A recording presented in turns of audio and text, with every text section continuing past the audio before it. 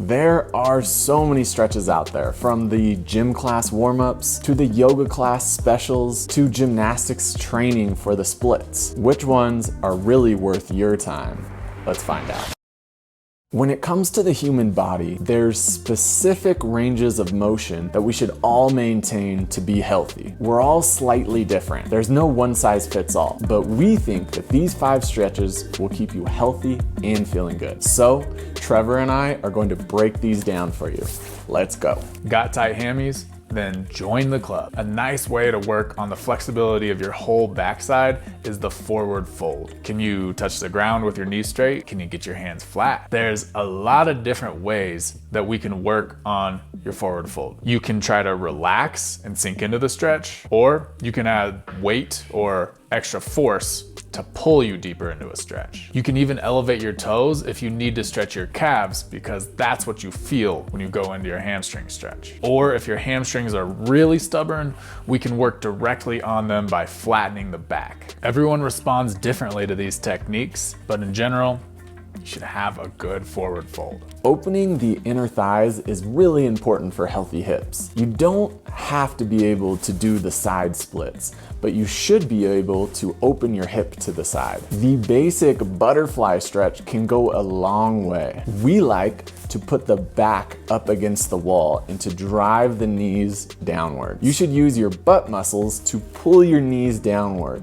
You can also use your hands to press on your knees and push down. You can also use weights. To make things more challenging, you can also put something between your feet. Whatever variation you choose, you should focus on opening the hip and driving the knee down towards the ground. Spreading your legs for the win.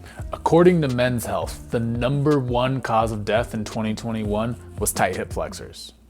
Jokes aside, we all sit a lot, and so the front of the hip gets really tight. That's why the wall quad stretch can save your life. Start on your hands and knees and slide one of your feet up the wall by putting your knee close to the wall. Now, using your hands for assistance, bring that other leg up into a lunge position. For most people, you'll probably start feeling a stretch already, but if you're wanting more, the more upright your torso gets, the more stretch you'll get. There's no prizes for being the most independent, so use a chair or a bench to help you out with this one. The main goal is to not arch your back. So pull those ribs in, flex your core, and that's why putting your hand on an object can really help. It can help you squeeze your core muscles to make your back nice and flat.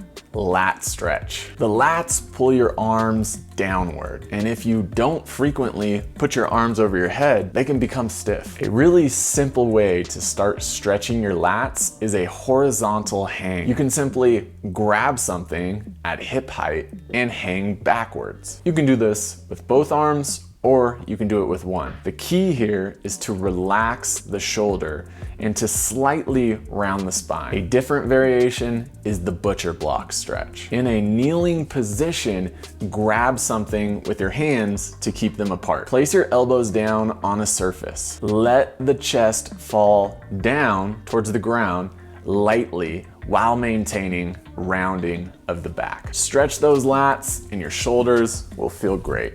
The chair lifestyle also leads to this hunched forward posture with rounded shoulders. So we use the crab to open up the muscles on the front of the shoulder, the pecs, the biceps, even the hips a bit too. From a seated position on the floor, put your hands behind you and pull your shoulder blades down and back to open up the chest. Then just lift your hips up in the air and you'll find a really good stretch for the front of the shoulder. Make sure to keep that chin tucked. I know all you who have that Tex neck will thank me for that one. And if you're having a hard time getting your hips very high, just go ahead and keep your hips on the ground, just slide them forward for the same stretch. The #1 reason people don't see results in their flexibility is a lack of time and focus. So set aside some quality time to work on these stretches, and the more stiff you are, the more time you'll probably need. Most people will find that 1 or 2 of these are especially hard, so you'll probably want to spend even more time on those ones. P.S.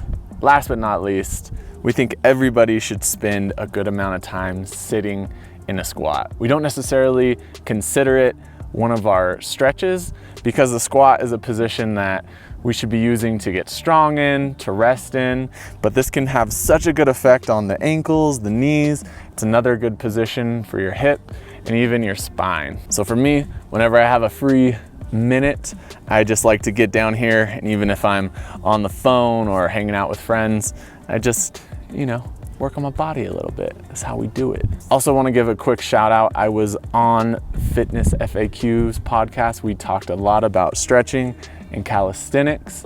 If you guys are interested, we'll throw the link in the description. Go give it a listen. So once again, there's many different stretches that may be beneficial to you on your flexibility journey, but these are the 5 high bang for your buck stretches that will keep giving you results over a long period of time. So my question to you is, if you had to pick a 6th stretch, what would it be? Comment below. Let us know. If you found this video useful, give it a thumbs up. Sign up for our free daily movement routine. It'll be the first link in the description, and subscribe to Strength Side, as always.